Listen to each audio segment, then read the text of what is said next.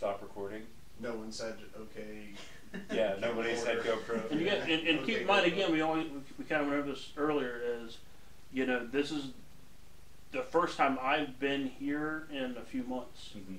So this is the first activity the building's had in quite a while. Quite a while. Yeah. Something might be pent up in here, just waiting. Well, and if you, you probably have the electricity and things shut off. Well, not shut off, but the only light off. I keep on pretty much is the front porch. Okay, so the only electricity running in the building, essentially, openly, has been pretty much tonight for the past couple months. Okay, that's it. GoPro, start recording. Let's try this again. One more time. Whenever you're ready, boss. If you wanna, I don't know if you wanna ask the question again or. Yeah. So briefly after the last investigation, prior to our analysis of our evidence and sharing the evidence with you, we had taken some time prior to dispersing just to discuss an opportunity to become a reoccurring group for investigation here. Kind of what is your mission as far as that activity is concerned? Well, again, the initial goal with that is to help raise awareness of that there are items out there that do harbor energy, good and bad. That I wanted to have teams or individuals to come in that I have confidence in, that will take it seriously.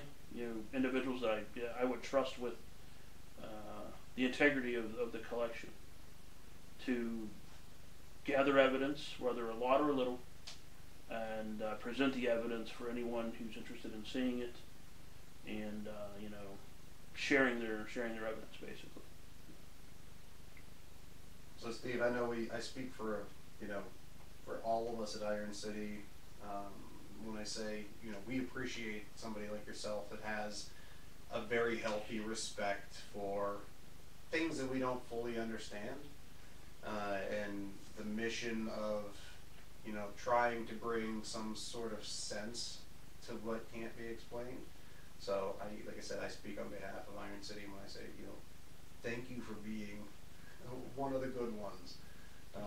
I'll tell you, in the Pittsburgh region, we're used to things getting torn down whenever they say they're haunted, because they don't make money anymore. So we always appreciate the opportunity to come down here and not only see you, but spend some time with your collection. So thank you for that. Well, the positivity is definitely reflected towards you guys as well. Yeah. Thanks. Well, and then without getting too freaking mushy about it. Yeah, right. Hey. But I think we can hug it out later. It's fine. But really, and I think if you're somebody who's trying to take the subject matter seriously, which I think all of us are, is why we are going to work so well together, is because you have kind of a dream scenario for both parties, because as a curator of objects that could be potentially active, having a group that comes in to potentially gather your evidence consistently is super useful. But also as investigators, it seems to be something that I haven't seen a lot. I see a lot of investigators jumping around all over the place to different places, and that's totally, I think, part of the allure is travel. But really, if you think about it, if you were trying to be scientific about it, having a specific location that is active and being able to revisit to have, scientific theory is always, few repeatable evidence. That's really what we look at.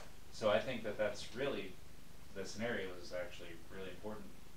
I think that, I've been involved with the prison, and then ultimately with the prison and with, the museum now. I've worked with and have met, worked alongside with, whatever, different groups and individuals that claim to be researchers, and but it's all about the name, selling merch and stuff like that. Well, which I get it. Sometimes selling merch, it helps with gas money. You got to make the money, and I would say this is probably a difficult field to make consistent, and guaranteed money. It took my friends Ryan, Dave, and Jason talking me into upping my initial admission, daily admission of $3 to $5. Yeah.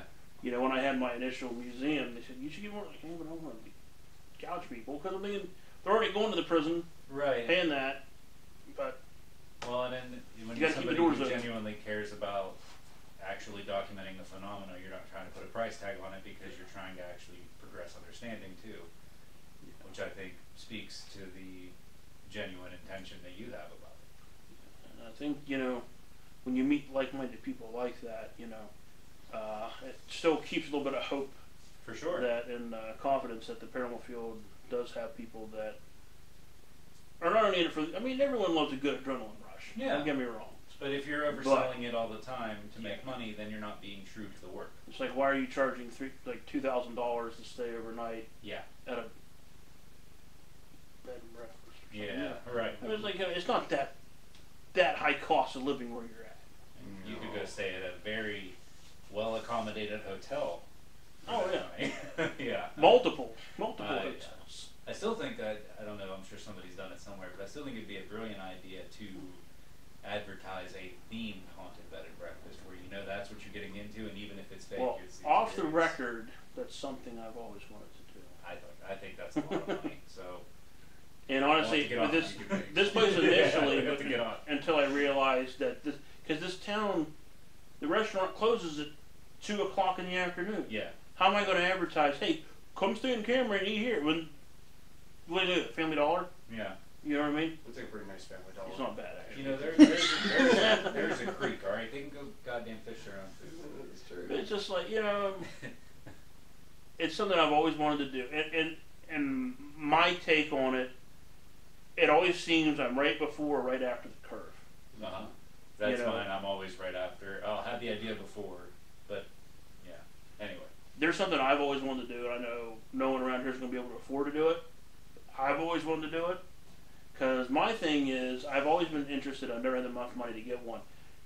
Infrared, Mm-hmm. the FLIR stuff. It always fascinated me. One thing I've always wanted to do is, well, one, I would never dive doing it submarine. That's not going to happen. We've gone over the whole claustrophobia thing. Yeah, yeah. And I get gas. I'm not going to Dutch oven myself. Okay, but That's a floating Dutch oven. look, halfway down, like, huh, huh. Let me out. I'll swim to the surface. But I've always wanted to go on one of the. It has to be a ship because it's up in the middle of nowhere. But I've always wanted to take a FLIR, and I've always wanted to build a soundproof way of doing EVP. So you take the recorder, put it into a soundproof box. It's nice when we had Radio Shack, and then get another one because you can use that spray foam. Yeah, yeah. Another box the same way, and put the microphone in that one. Right. So you hit record here, but it's recording in this one. Completely. So you're not recording the internal mechanisms and stuff. And then take it out to the sinking area of the Titanic Mm-hmm. with the FLIR cams. So you're watching the surface of the ocean That would be something. without rogue waves. Mm-hmm. That freaks me out too. Everything about when the Titanic went down freaks me out. Everything Yeah. about the ocean Yeah. freaks me out. No, I'm good. But I've always wanted to do that. That way you had the FLIRs kind of.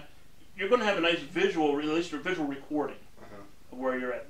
Main thing with cameras, I mean, the percentage of you getting something with a camera, like a shadow figure, is under 1%. Yeah, it's But it establishes incredibly where you're small. at. Right. It's to I always give tell you the people- grounding. The best thing you take with you is your digital recorder. Yep.